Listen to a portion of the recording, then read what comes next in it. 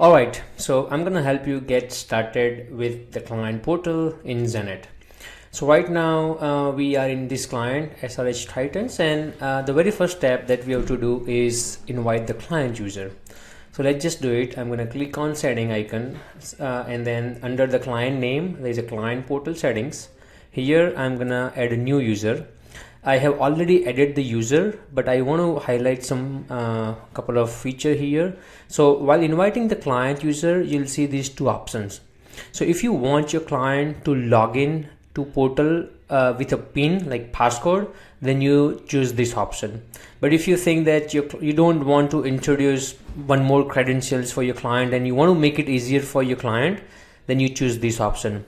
What this does is that there is a magic link. As long as your client has that link will directly take your client users to the portal and they can just start providing the feedback.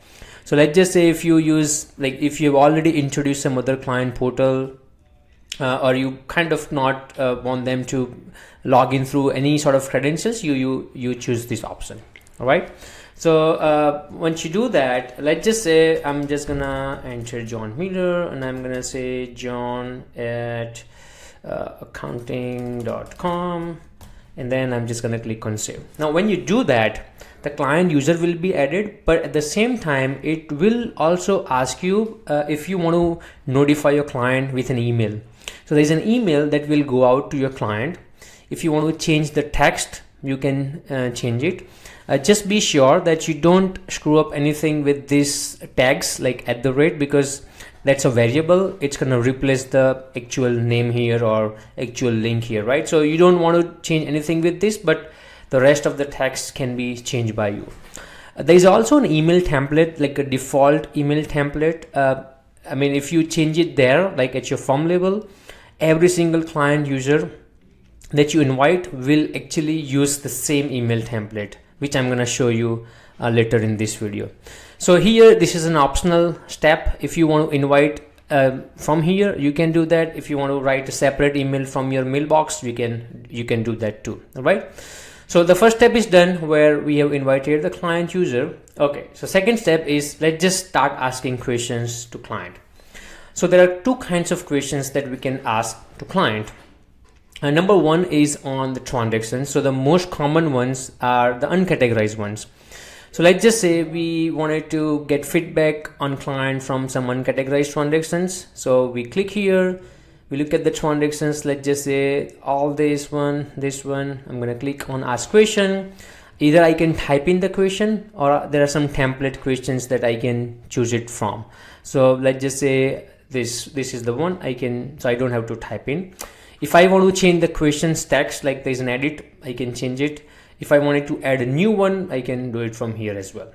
All right, and then I'm just gonna say ask. All right, so now we have asked transactional questions.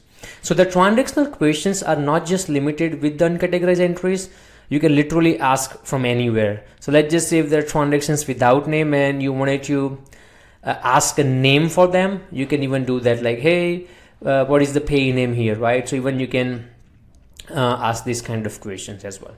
So that's like a transactional questions. Another type of question is non-transactional question. So the example of non-transactional question is that like let's just say I need a statement, bank statement, credit card statement. So to ask those kind of questions, you click on new, click on client question, start typing your question, like please provide the below statements for whatever month, right? And then you can just simply type in whatever the question is, right? So this is called non-transactional questions. Okay, let's just say this credit card. All right, now if there are any such request while we are here, if there are any such request that you are asking client every month, you can also set the recurrence. So let's just say I need these statements every month. You also say that, hey, I want to set the recurrence here for every month. On first of the month, I want to ask these kind of questions to my client, and then you just click on ask. So this is how you can ask non-transactional questions. All right, so we have invited the client user, the questions have been asked. So the thing is now how clients are notified. So there are a couple of ways how your clients are notified. Number one is that, okay, let's go to settings under client portal. There are automatic reminders that you can set up, right? So here I have set a reminder email to go out every week, Tuesday 4 p.m. and you can set the time zone. So what it does, then it will automatically send the reminder emails based on this schedule, right? So that's one way. Now let's just say today is Thursday and we have just asked those questions, and then this reminder email is gonna be sent on Tuesday, and you don't want to wait till that. So there is another way where you can initiate the email to go out manually as well. So let's just click on close. So if we go to questions module, there is an option to notify client, and here you have an email text ready. Everything, if you need to again, there is a template for this as well. So if you have defined that template at form level, every month that template will show up here, and then all you have to do, make whatever changes that you like, click on send, and the email will be sent right now.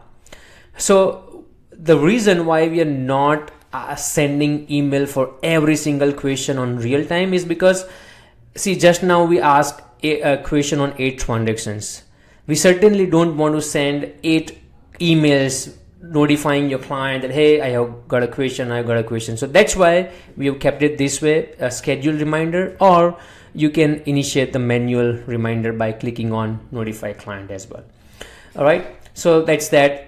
Just in case, let's just say you are working on weekend and you don't want to send any email during the weekend, you can also schedule it. So clicking on send will send the email right now. If you want to send it on, let's just say Monday, Tuesday, you can also schedule it as well, right? So that's that. This is more like a one-time reminder emails that are going out in this particular case. All right, so at this point, your clients get an email, your client clicked on the link. Now I'm gonna take you to the client portal to walk you through what your client's gonna see and how they can respond to the questions. For that, I'm just gonna log in as a client. So I'm gonna copy this link. I'm gonna open the incognito mode and then I'm gonna take you there. All right, so this is, I'm logged in as a client. I have this dashboard. I click here, I can now see that, hey, there are total 9 questions that I need to respond to. Out of those 9 questions, 8 are transactions and 1 is general. So I click here, I can look at all the transactions. It says, what is the pay name? I can come here, I can say that this is Home Depot, and I can say this is, let's say, this NML. So I can literally like type in, or as a client, I can do all of it. I can put my comments, I can attach any documents, and let's just say, once I'm done providing my feedback, I'm gonna click on submit changes. All right. So this is how the questions are responded. Transactional questions are responded. And just like here, I can also say that here you go, and then I can attach any documents, and then I can click on send and close. As the questions are responded on client's end, it will be moved from to respond to responded. All right, so let's just say all the questions are responded. Now on accountant side, how do you guys notified? Now obviously we also don't send out an individual email to you guys as well, because again, that's gonna be too much. So what we do, every hour we're gonna check if there are any questions responded, then you get an email, right? If there are no responses as such, we're not gonna notifying you, right? So let's just say you guys got a response from client, and you go to the questions module and you will find all the responses under the responded tab, right? So you can see responded, 4 of them are responded. Now with the transactional questions, whenever your client provides, let's just say, feedback with the name or account or class, we don't make any changes directly to the QuickBooks file. It's gonna show up as suggestion, because we understand that clients are not accountants and we don't really want to push changes to QuickBooks without you approve it first. So as an accountant, I can, if it makes sense to me, I can click on it, it will be accepted. Like that means it will be updated into the QuickBooks file. If I think it doesn't make sense, I can cross it and that suggestion will be removed from here, right? So that's how you accept it. if I think that everything looks great, I can just select them all, just say resolve, and all the feedback that are provided by client will be accepted and will then be updated into the QuickBooks file. Now in this particular case, if client uploaded any documents to transaction, it will automatically be updated in QuickBooks directly. There is nothing else that you have to do. If you have a counter question, let's just say client provided some comment and it doesn't make sense to you, you can ask a counter question that please provide more details, and then you just click on resend here, right? So now the question will be sent back to the client. So as we resolve this question, let's just say we kind of resolve this one, okay? What's gonna happen on your end is that you also have a resolve section here. So as you resolve these questions, so this will be moved from responded to resolved, right? So you guys have a clear visibility about what are the ones that are yet to be answered, what are the ones that are responded and require your review, and what are the ones the resolve. Like this is more like a history for you. So this is how the whole workflow gonna work. Now we do have some more features around it. Let me show you that. On a client's end, you may have noticed there is a note section here. So what happens is that as an accountant user, you can decide what notes that you want to display on your client dashboard. So to do that, you can go to settings, and under your client name, there's a client portal here. So whatever notes that you write will then show up on your client dashboard. Now, the point to be noted here is that this note is specific to this client. So let's just say if you are into any other client, this note will not show up. So each client has its own unique note that you can put it here, right? Another thing, see right now, only you can ask questions as an accountant. Your client users cannot ask questions back to you. But if you also want your client users to be able to ask questions back to you, you enable this option. So what this does is that, now let's just say, I'm just gonna refresh it here. So now this will add a feature for client user to be able to ask questions. So as you can see, there is a new button here that says ask question, and you see the my request here. So let's just say as a client, I wanted to request something, like I wanted to request some report. So I'm gonna say, please provide me this report. So I can also, as a client user, I can ask this kind of request as well. On accountant side, you'll also notice something like when you go to questions module, you have this new tab. So all the requests provided, like asked by your client, will show up here. So again, it's very simple. You have all the open ones, and then you can respond it from here as well, right?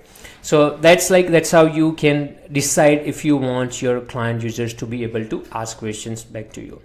Now with the settings, there are some more things like the email templates. So what happens is that, see, I mean the templates email, right? So right now we are under the firm settings and your template. So there are two emails: invite client users and notification to client. So this is where you can define what kind of email text that you want to send it to your client whenever you invite them.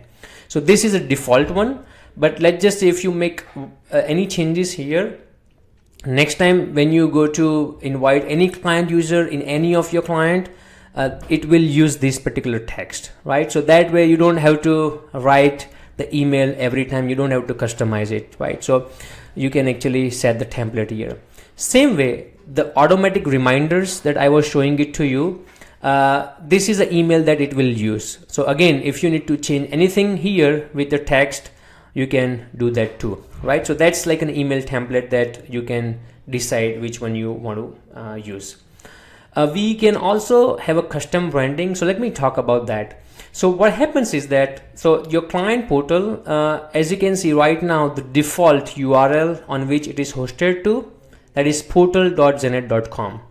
Also the reminder emails that are going out to the client users are going out from this email, which is client notifications@xenett.com. So if you want to custom, like if you want to white label it, if you want to make it with your own branding, let's just say you wanted to call it portal.redice.com or client notifications at redice.com. You will be able to do that here. We do have a separate video that talks about how to set the whole custom branding and how to white label the client portal in detail. So I'm not gonna cover that in here, but this is more to give you guys an idea as to what all you can do with the custom branding. You can have a cover page image. So this is a default one, but let's just say you wanted to use something with your logo, your name, you can do that. You can have your client login page customized as well. So here you can put the image, you can customize it, that too. So that's pretty much it about everything related to client portal, the basic workflow, the various settings for you to get started. We do have some separate videos that highlight some of the advanced settings, some of the features related to client portal, but this is enough for you guys to get started. I hope this is helpful.